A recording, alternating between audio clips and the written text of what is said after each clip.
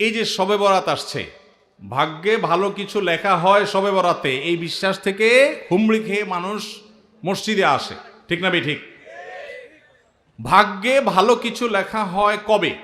একটা হলো মানুষের সৃষ্টিরও 50,000 বছরে আল্লাহ তাআলা ভাগ্য নির্ধারণ করেছেন। আরেকটা হলো প্রতি বছর যেই রাতে আল্লাহ কোরআন নাজিল করেছেন, আল্লাহ সূরা দুখানে বলেছেন, সেই রাতে অর্থাৎ লাইলাতুল কদরে আল্লাহ তাআলা সব গুরুত্বপূর্ণ বিষয় ধার্য করেন।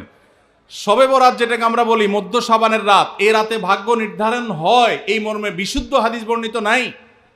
তারপরে আমরা জেনারেলি বলি ভাগ্যে যেন ভালো কিছু আল্লাহ লেখেন, আপনার নসিবে যেন ভালো কিছু আসে, আপনার রিজিকে যেন আল্লাহ বরকত দান করেন, এর জন্য বেশ কিছু আমল আমরা কোরআন হাদিসের আলোকে বলতে পারি, সাজেশন দিতে পারি।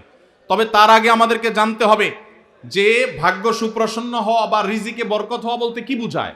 ভাই, রিজিকে বরকত হওয়া বলতে বুঝায় আপনি যা কামাই করবেন এর ভিতরে আল্লাহ তাআলা কল্যাণ দিবেন, যা কামাই করবেন এর ভিতরে বরকত হবে, প্রাচুর্য না, অনেক টাকা না, যা হবে এটাতে কি হবে? বরকত হবে। আমরা কি বরকত চাই না সম্পদ বেশি চাই? বরকত চাই। বরকত যদি চান, এক নম্বর হলো ঈমান এবং তাকওয়া লাগবে। আল্লাহ বলেছেন ওয়ালাউ আন্না আহলাল কুরআন আমানু ওয়াত্তাকাউ লাফাতাহনা আলাইহিম বারাকাতিম মিনাস সামা।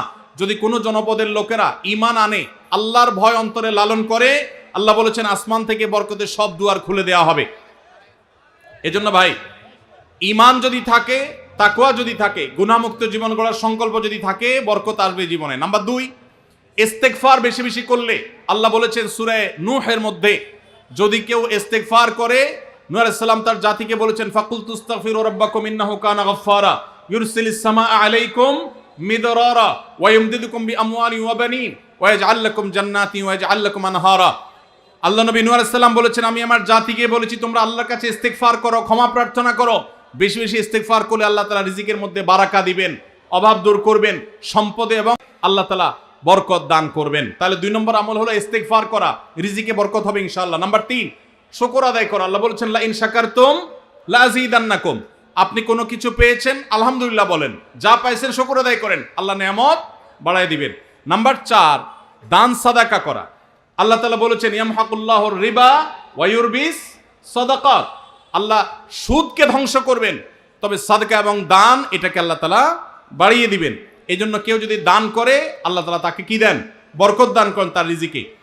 তারপরে 5 নম্বর হলো আত্মীয়তার সম্পর্ক রক্ষা করা। নবীজি সাল্লাল্লাহু আলাইহি সাল্লাম বলেছেন মান সাররাহু আন ইউবসাতা লাহু ফি রিজকিহি আও ইউনসা লাহু ফি আসারিহি ফালিয়াসিল রাহিমা। যে ব্যক্তি চায় তার আত্মীয়তার সম্পর্কে, যে ব্যক্তি চায় তার হায়াতে বরকত হোক, তার রিজিকে বরকত হোক, সে যেন আত্মীয়তার সম্পর্কের সাথে সম্পর্ক ভালো রাখে, আত্মীয়দের সাথে, অর্থাৎ রক্ত সম্পর্কে আত্মীয়দের সাথে যেন সম্পর্ক কানেক্টেড রাখে, বিচ্ছিন্ন না করে, তাহলে তার রিজিক এবং হায়াতে বরকত হবে। এবং সর্বশেষ আরেকটা আমল বলতে চাই, সেটা হলো খাবারের ক্ষেত্রে একত্রিত হয়ে বসে খাবার খাওয়া। এই সুন্নত আমাদের সমাজ থেকে বিদায় হয়ে গেছে, আমরা অনেকে জানি না। আবু দাউদের একটি হাদিস বর্ণিত হয়েছে, নবীজি সাল্লাল্লাহু আলাইহি সাল্লামের কাছে এক ব্যক্তি বললেন, হে আল্লাহর রাসূল, আমরা খাই কিন্তু অনেক খাওয়ার পরেও পরিতৃপ্ত হই না, পেট ভরে না, খাবারের চাহিদা পরিপূর্ণ মিটে না, কারণটা কি? নবীজি সাল্লাল্লাহু আলাইহি সাল্লাম বলেছেন তোমরা সম্ভবত আলাদা আলাদা প্লেটে খাও, আলাদা আলাদা সিঙ্গেল খাও। তখন নবীজি সাল্লাল্লাহু আলাইহি সাল্লাম বলেছেন তোমরা সবাই একসাথে খানা খাবে, আল্লাহ তাআলা তোমাদের খাবারে বরকত দান করবেন। একসাথে খানা খাবে এবং বিসমিল্লাহ বলে খাবে, এই 2টা কাজ করলে আল্লাহ তাআলা তোমাদের খাবারে বরকত দান করবেন। এজন্য ভাইরা, বাসা বাড়িতে এক প্লেটে স্বামী স্ত্রী 2 জন আছেন, এক প্লেটে খাবেন। বাচ্চাদেরকে নিয়ে বড় প্লেট নিয়ে খানা খাবেন, এটা সুন্নত। নবীজি সাল্লাল্লাহু আলাইহি সাল্লাম উৎসাহ দিয়েছেন, কিন্তু আমাদের সমাজ থেকে এটা এখন হারিয়ে গেছে, নাই বললে চলে। আমরা সবাই যার যার মতো খানা খাই। এজন্য এই কাজটাও আমাদের আমলে, আমাদের রিজিকে, আমাদের হায়াতে বরকত এনে দিবে ইনশাআল্লাহ। সুদে টাকা লাগায় এমন ব্যক্তি সমাজে বিচার করে, তার বিধান কি? সুদে টাকা লাগায় এই রকম আসামি থাকলে তার নিজেরই তো বিচার করা উচিত, সে আবার কিসের বিচার করবে? মুসলমানদের সমাজে হারামখোররা কখনো বিচারকের আসনে বসতে পারা উচিত না। মুসলমানদের উচিত এগুলোকে সতর্ক করা, এগুলোর ব্যাপারে সতর্ক থাকা। আল্লাহ আমাদেরকে তৌফিক দান করুন। যে সমস্ত মানুষ হারামের সাথে খুল্লম খোলা সম্পর্ক, মুসলমানদের সমাজে কিভাবে তাদেরকে বিচারক হিসেবে ডাকেন? আর ভালো মানুষের কি অভাব পড়ছে এলাকায়? সুদখোর ছাড়া ভালো মানুষ কি নাই এলাকায়? তাহলে কেন সুদখোরকে দিয়ে বিচার করতে হবে? যে আল্লাহর ভয় যার মধ্যে নাই সে কিভাবে ন্যায়সঙ্গতভাবে বিচার করবে? কিভাবে আশা করা যায়? আল্লাহ আমাদের ভাইদেরকে সবাইকে হেদায়েত দান করুন। যারা সুদের কারবারে জড়িয়ে আছেন, আল্লাহর ভয়ে হারাম থেকে সরে আসুন। আইডি কার্ড ও পাসপোর্ট বানানোর কাজ করা হালাল নাকি হারাম? আইডি কার্ড বা পাসপোর্টের কাজ, অর্থাৎ কারোর আইডি কার্ড পাসপোর্ট লাগবে, সেটার জন্য কাগজপত্র রেডি করলেন, অনলাইনে ফর্ম ফিল আপ করে দিলেন, এসব কাজ টাজ করে আপনি ফি নিলেন, এটা জায়েজ আছে। কিন্তু আপনি আইডি কার্ড এবং পাসপোর্ট অবৈধ উপায়ে যেটা পাওয়ার কথা না সেটা পাওয়াই দিবেন, যেটা 10 দিনে পাওয়ার কথা সেটা 5 দিনে পাওয়াই দিবেন, এই রকম করে যদি আপনি অফিসারদের সাথে তলে তলে লিঙ্ক করে ঘুষের লাইন করে আর ক্লায়েন্টের কাছ থেকে টাকা নেন, তাহলে সেই উপার্জন আপনার হারাম। কথা কি বুঝাতে পারছি? একটা হলো যে আপনার একটা দোকান আছে, কম্পিউটার দোকান আছে, নেট সার্ভিস আছে, আপনি অনলাইনে ফর্ম ফিল আপ করে দিলেন, কাগজপত্র আগায় যোগায় দিলেন, এটার জন্য ফি আপনি 2000 4000 আপনি নিতে পারবেন। কিন্তু আপনি ক্লায়েন্টের কাছ থেকে অতিরিক্ত টাকা নিয়ে ওই পাসপোর্ট অফিসার, এনআইডি কার্ডের ওই অফিসারে আপনি ঘুষ দিলেন, দিয়া আপনি কাজটা করে আনলেন। এই ঘুষের কারবার করে অবৈধ কাজ করলেন, আগের দেরির কাজ আগের করাইলেন, লাইন ব্রেক করাইলেন, নানামুখী যে শয়তানিগুলো আমাদের দেশে হয়, অবৈধ কাজ হয়, এগুলোর জন্য যদি টাকা লেনদেন করেন তাহলে আপনার এই ব্যবসা হালাল হবে না।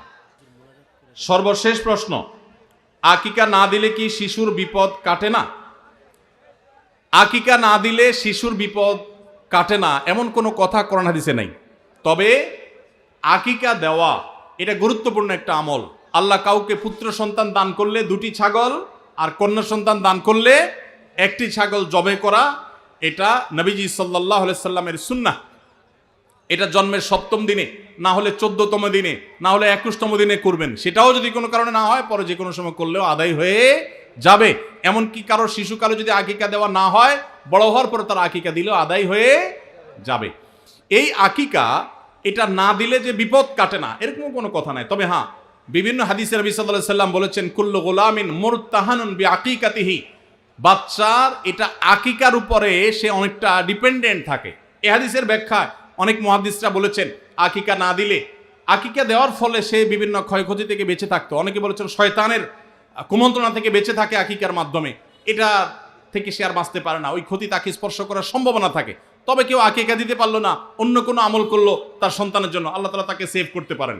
এমন কোনো কথা নাই যে আকিকা না দিলেই তার সন্তানের বিপদ কাটবে না। তবে আকিকা দেওয়া উচিত, এর মাধ্যমে সন্তান নানাভাবে উপকৃত হয়, নানাভাবে সেভ থাকে, নিরাপদে থাকে। আল্লাহ আমাদের যাদের সামর্থ্য দিচ্ছে তাদেরকে আমল করার তৌফিক দান করুন।